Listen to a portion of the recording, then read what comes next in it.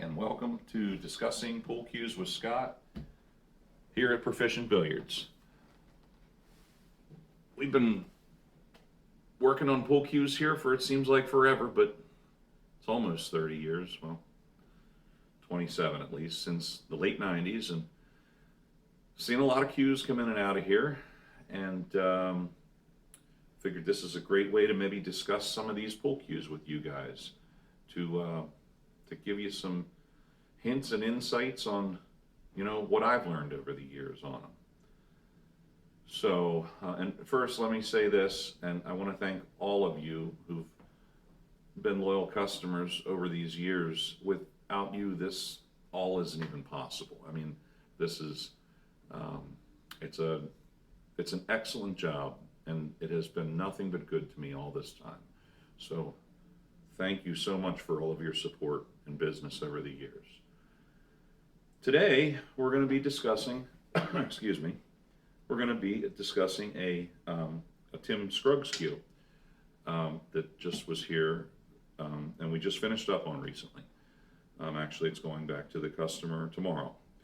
So, but before we do that, and since it is after work, we're going to do the most important part with these discussions, and that would be to get into the tap here and tap a cold one. And this is a hot blonde ale today. You'll be proud of me to know that I brew my own beer also. So we have our own beer that gets made right here at the shop as well, or not at the shop, but at the house where we're at now. So we are able to make beer as well as good finish work on cues, and I'm not doing any finish work here this evening, so rest at ease. Okay, Tim Scruggs, been around forever, passed away not too terrible long ago. Partners with Dan Janes and Bill Stroud. Joss Cues. I think Joss Cues are an excellent buy.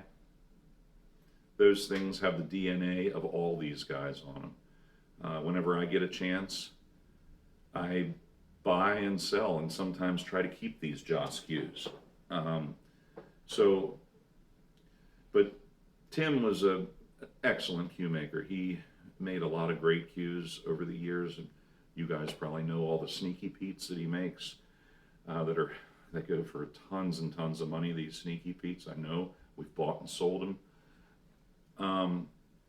His high-end collectibles with the inlays and the ivory joints, and I mean, he did some really fantastic cues. They really are awesome works of art. So let's look at this cue, for example. This cue, if you'll notice, has a radial pin. That's not commonly seen on a Scruggs cue. Normally on these Scruggs cues, it's a 5/16/14 pin, and this thing is a radial pin. In fact, I'm going to discuss this radial pin here in a second, but let's look at the cue here, so you guys can really take a look and appreciate this thing. It has the newer TS logo on it with the larger T. Nice ivory diamonds, silver and brass rings. I mean, this is nice. It's a nice, very conservative, beautiful 4-point cue with an ivory joint. This is everything you'd probably want in just a great playing cue, or definitely a collectible as well. Getting back to this pin, which I said most of his cues are 5/16/14. This being, how many pins did he have? You could get a 3/8 in a Scruggs. You could get, you could do a 3/8. You could do the Radial, which is this. You had, he had an Acme pin at one point. Those things are a real pain in the ass. Thank God not many people continue to use that pin.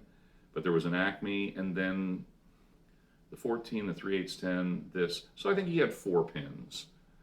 Somebody's probably going to correct me if I'm wrong. I mean, I've seen a lot, but I'm going to make mistakes. So 4 different pins. This radial pin that's on here, and I don't know why, but if you're ever going to see one that sticks out like this, if you went and probably bought an aftermarket shaft, which everybody's into these aftermarkets today, and I agree, I play with one myself, it's probably not going to thread on here. And the reason for that is you're going to see, I can do this right here, you'll see a ledge right here on this radial pin. Well, this ledge, Tim didn't recess the pin down in the whole way for some unknown reason. And on his cues, there's not a centering spot at the top here on this one.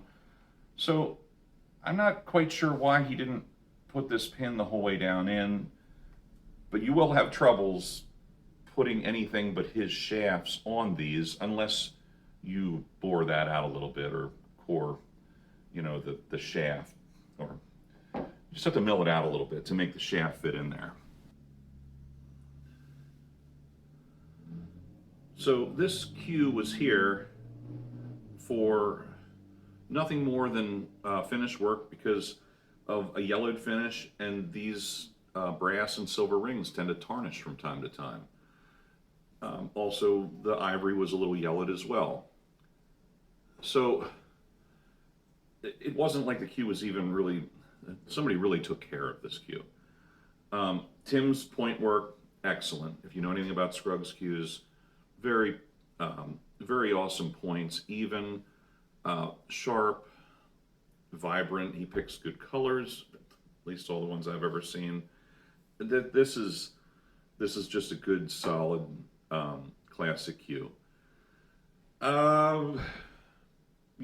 Hey, I think that's it. I probably could talk a lot longer on Scruggs cues. I've worked on so many of them here over the years. They're solid quality cues. We never have an issue with them. He did a variety of different style wraps on these things. We can do that as well too. We can make your old cue look new again. And I think that's probably it. I thank you guys for stopping over, and we'll catch you on the next one. Cheers.